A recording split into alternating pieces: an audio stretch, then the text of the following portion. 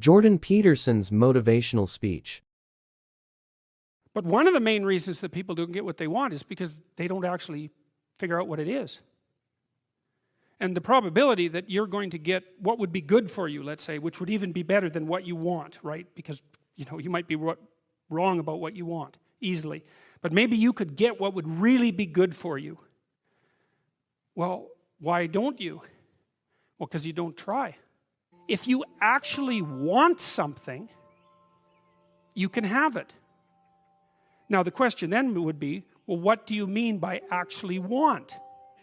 And the answer is that you reorient your life in every possible way to make the probability that that will occur as certain as possible. The idea basically is that we always exist inside a damaged structure, and that structure is partly biological, and it's partly sociocultural. It's partly what's been handed to us by our ancestors, both practically in terms of infrastructure, but also psychologically in terms of the active learned content of our psyches. And so that would include, for example, our ability to utilize language and the words that we use and the phrases that we use and the mutual understanding that we develop as a consequence of interacting with each other.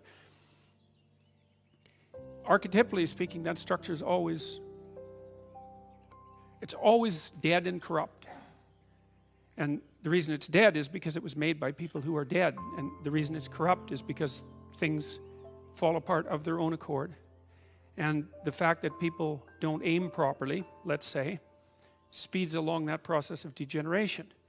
What that means is that young people always have a reason to be upset and cynical about the current state of affairs. And it's that way forever.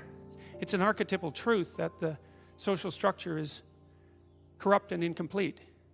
And what that means is that it's something that you have to contend with every moment in some sense of your life. It's a permanent fact of existence. And to be upset that the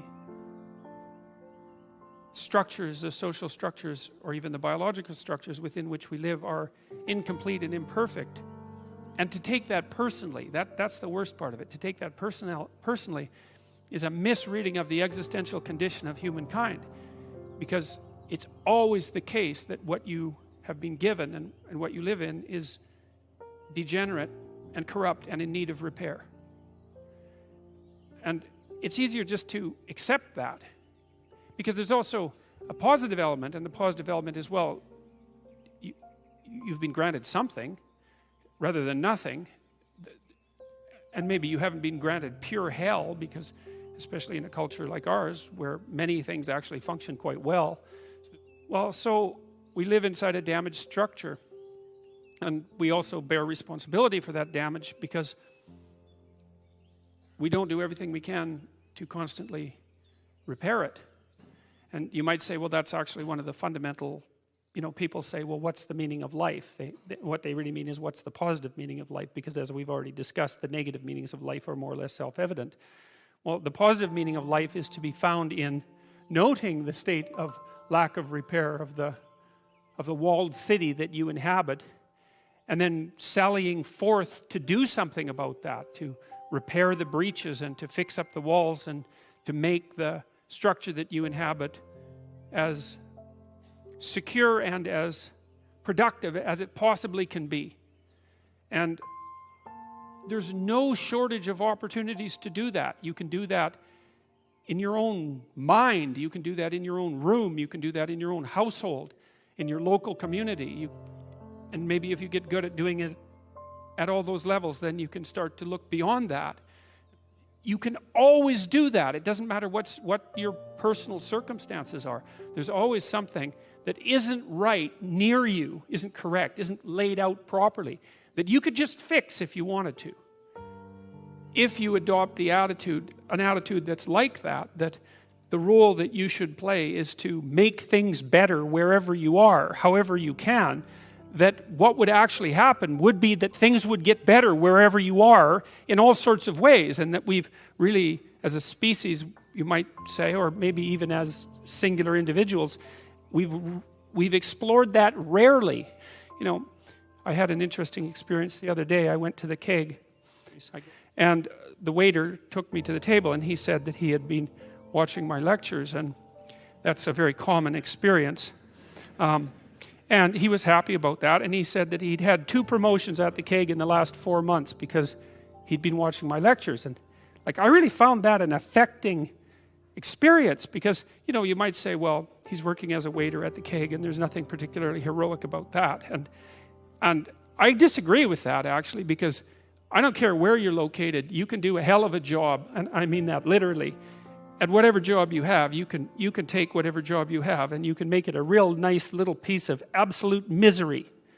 Or you can act like a civilized human being and notice that no matter where you are, there's a richness and a complexity that's completely inexhaustible right at hand. And then you can take that seriously and you can say, well, I happen to be a waiter at the keg, and perhaps that's not what I expected, and he's a young guy, and perhaps that isn't where I want to end up, but it's not nothing. It's a rich environment, and I can make it a lot better if I want to. I can get along properly with my coworkers and not gossip behind their back, and I can treat my customers properly, and if an opportunity comes my way, I can take it, and I can see what happens. And so he said that's what he had started doing, and that things were working out much better for him. He was in a much better job than he was 3 months ago. In 3 months, that's nothing, right? I mean, that's a nice trajectory. It's an uphill trajectory, and that's what you want, really. An uphill trajectory is actually even better than being somewhere good, as far as I'm concerned, because one of the things that really makes your life meaningful is the clear realization that you're headed somewhere better than you are now. And then it's even better if you also understand that there's a direct causal relationship between the things that you're doing and the steepness of that incline. And so I get a lot of letters from people like that, and they're most frequently young men, although not always. And they say, well, I've been listening to these lectures and I decided that I'm going to try to take responsibility for my life, and so I've started to stop doing all the stupid things that I know that are stupid, that I know I shouldn't be doing, and I've started doing some of the things that aren't stupid that I know I should be doing, which seems pretty obvious, really, if you think about it. It's so good to see things that aren't so good replaced by something better. To what degree we could make things better if that's what we actually aimed at doing. And so if the positive path beckons, if you can actually see what it is, if you can lower yourself enough to see what it is.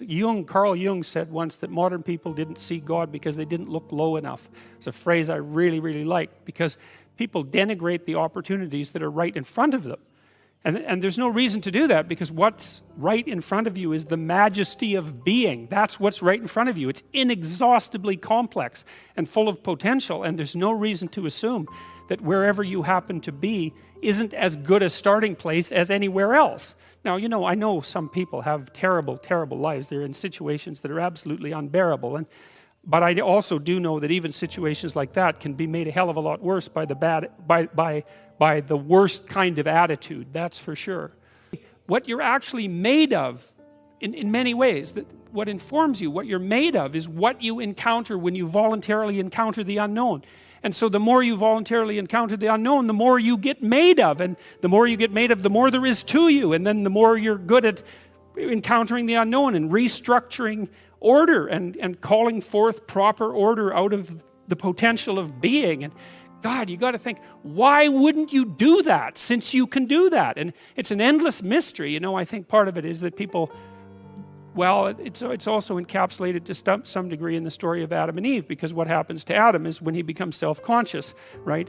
He becomes ashamed of himself and regards himself as a lowly sort of creature. And there's endless reasons why people would do that, because, of course, we're rife with imperfection. And so he hides from God. And I think that's actually the answer to the conundrum, which is that people don't aspire to the highest good because they're deeply ashamed of themselves and their weaknesses and their insufficiencies, and so that's not the only reason. I mean, there's the desire to avoid responsibility, and there's all the negative motivations as well, like resentment and hatred and the desire to make things worse. I don't want to give us too much of a break, but it's something like that.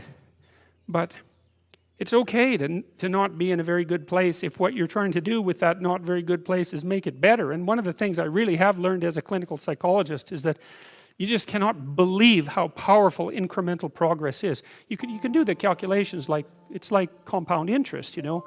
If you make your life 0.1% better a week, man, in 2 or 3 years, you're in such a better place than you were that it isn't even like the same domain.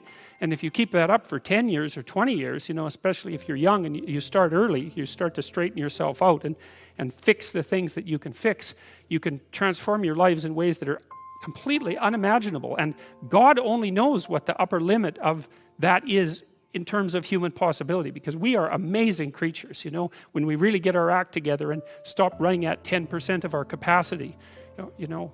So it also makes me curious about nihilism, for example, and despair, because I mean, I understand those emotions, I understand them deeply, and the intellectual mindset that goes along with it, but they just seem beside the point to me in some sense, because there are so many things that need doing that all you really have to do is open your eyes and look at them and then decide that you're actually going to do something about them. And you might think, well, what's within my scope of influence is so trivial that it's not worth doing. It's like, it won't stay trivial for long if you do it.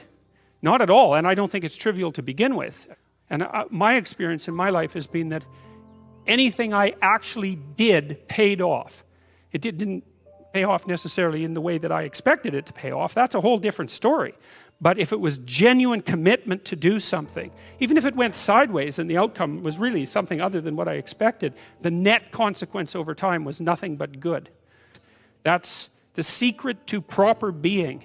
And so then you encounter chaos that way, you know, and then you can regard yourself as the sort of entity that, despite its insufficiency, has the capability to conquer chaos, despite the danger of that. That's the other thing, because the fact that you're fragile is actually a precondition for your heroism, because if you weren't fragile, then there'd be nothing heroic about doing something difficult, right? Because if you couldn't be hurt or damaged or defeated or end up in failure, then where's the moral courage in the endeavor? It has to be that the fragility is built into the courage, and so it's not a reason not to engage in it at all. In fact, quite the contrary. And you know, you can say things to people like tell the truth and be good, and those are cliches, obviously, and so they lack power because they're cliches. But you can take them apart and utilize them in a manner that stops being a cliche. And you do that by being more humble about them, I would say, because maybe you can't tell the truth because you don't know what the truth is. But one thing you can do is you can stop saying things that you know to be untrue. And you might say, well, how do I know that they're untrue? And the answer to that is, that isn't the issue. The issue is, there are times in your life where you know that the thing that you're saying is not true. It's a deception. It's a lie of some sort, and you're using it to manipulate yourself or another person or the world. And you're also possessed, fully possessed of the idea that you can get away with it. And there's a satanic arrogance about that. In fact, that is the archetypal arrogance that's portrayed in the mythological character of Satan. By the rules of the game that you yourself are playing, that some of the times you're violating the rules of the game that you're playing. And the first issue with regards to, say, stating the truth or behaving in a responsible manner would be merely stop